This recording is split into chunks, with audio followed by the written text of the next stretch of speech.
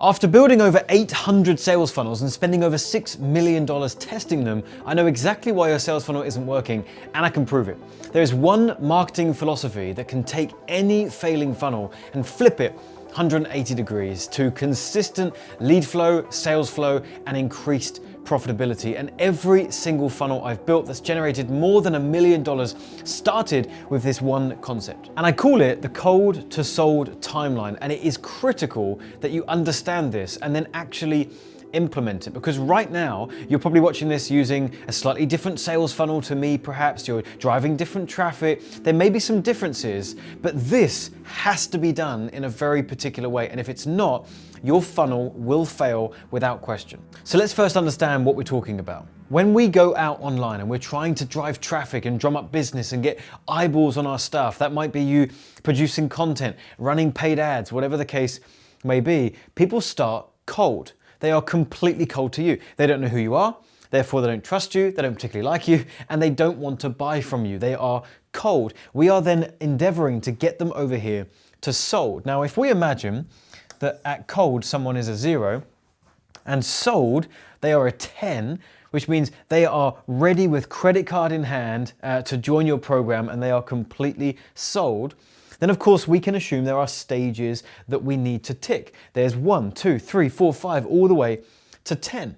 Every step is a part of the process that is warming up the prospect and getting them closer to a buying decision. Now, it's really important that you understand there are 2 core functions of your business that is helping get someone from cold to sold. And that is number 1, marketing, and number 2, sales.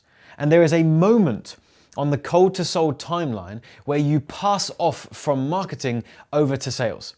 If you think about a relay race, you've got a team of people that are each participating in the race, and the first person does the first bit, and then they pass the baton across to the next person, they pick that up, and then they continue the race. Similarly, we've got a 2-person race happening here. You've got marketing, finding the person, i.e. the targeting with your ad or the piece of content that you ran. That's getting the attention and bringing them into the process. Marketing then continues to move them up the timeline.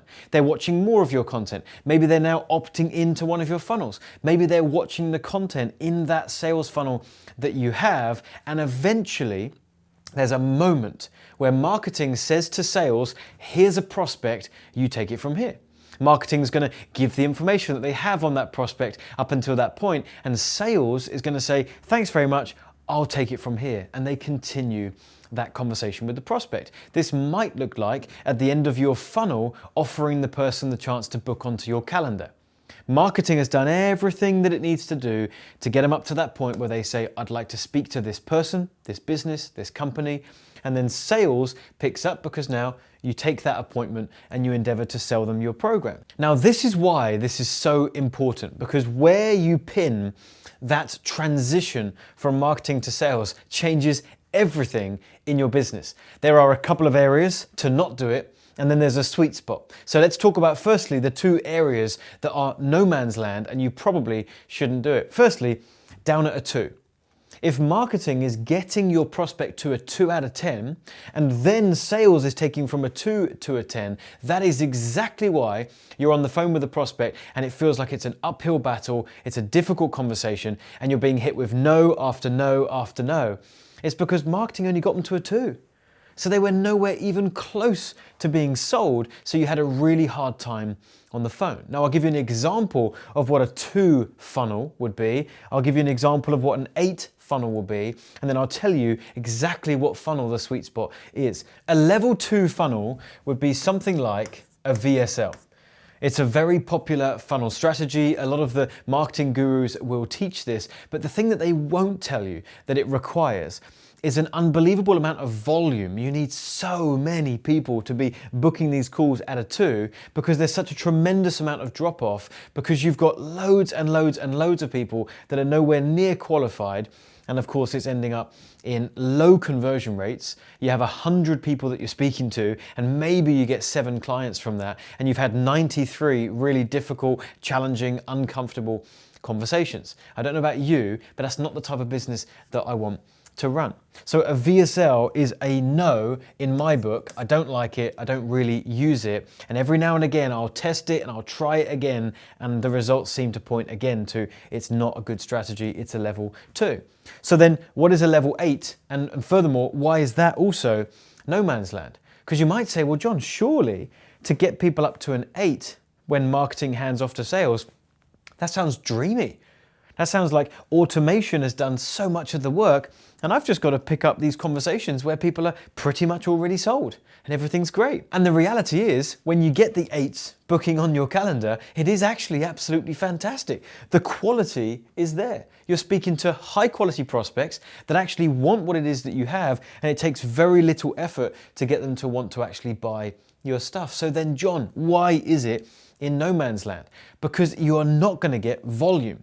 You are swapping quality for volume. Over here you've got volume but no quality, and over here you've got quality and no volume. Why? Because an example of this type of funnel would be like a live event, for example. This could be an in-person live event, could potentially even be virtual, but there's a tremendous amount of work that goes into a live event funnel. You need a big team, you need someone to handle the tech, you need to book a hotel room, you need to liaise with the hotel, you need to do some branding pieces, get leaflets, there's all sorts of stuff that you've got to do to run a live event, and virtual is almost just as hard. So you can get someone up to an 8, but it's going to take so much work, and it is not a scalable model. I run some events. They're great fun, they're hugely fulfilling, but there's one conference I run called AdCon. I do it every year in London, but I do it once a year. Why? Because it's a lot of work. Does it get me 8 prospects? Does it get me 9 level prospects? Absolutely. But am I doing it frequently to get loads of those? No, it's just not manageable, it's not scalable. So then what's the answer and what's the sweet spot? Well, I want to caveat this with, I'll tell you what's worked for me. And it's made me millions and millions and millions of dollars, and remains to be the sweet spot. And I think for most of you watching this, it will be exactly the same. Because I teach this same strategy to my clients, they get incredible results. But just understand, for you, it might be slightly different, but the concept is the same. Okay, so I'll tell you what it is. For me, it's a webinar. A webinar has been absolutely tremendous for my business. I find that it's the perfect sweet spot where we get volume and we get quality in just the right proportions. So we get marketing, getting people to opt in for a funnel, to register for a webinar presentation, actually show up for that webinar, so showing a level of commitment to the presentation, then getting all the way through the presentation, because the invitation to be passed off to sales happens at the end of the webinar. So if people leave early, they don't get the invitation. So there's a level of quality prospects that are getting right to the very end. Then we're booking a sales call. Now at the point where sales picks up that conversation, we can pick up from where we know the webinar has left off. The webinar, we've had the luxury of 60 minutes, 90 minutes of relationship building and value propositions in the presentation. So the prospect is far more primed and ready to have a sales conversation. I love webinars. I keep testing VSLs. I keep testing challenge funnels. I keep testing different things. I do some live events, but nothing in my business in 10 years has come anywhere close to what webinars can do in terms of repeatable, consistent, scalable results. And it still works today. And by the way, if you know Alex Hormozi, he just pulled off not too long ago a $100 million launch in a matter of a few days. And what did he use? A webinar. People are saying that webinars don't work, they're saturated, they're outdated. Then why is it that Alex is still using them? Dean Graziosi and Tony Robbins are still using them. I'm still using them. There is a process that is working and people are ignoring it, and that's leaving an amazing opportunity for you and me. So I hope you've enjoyed the training today. I hope it's given you some ideas. And if it has, and you want to learn how to implement this and implement it properly and be able to scale it, check out this video here. It'll outline what it's like to work with me and my team and get some proper hands-on help to implement this stuff. Regardless, I'm so pleased you watched this. I hope you got some value, and I'll see you in a future video.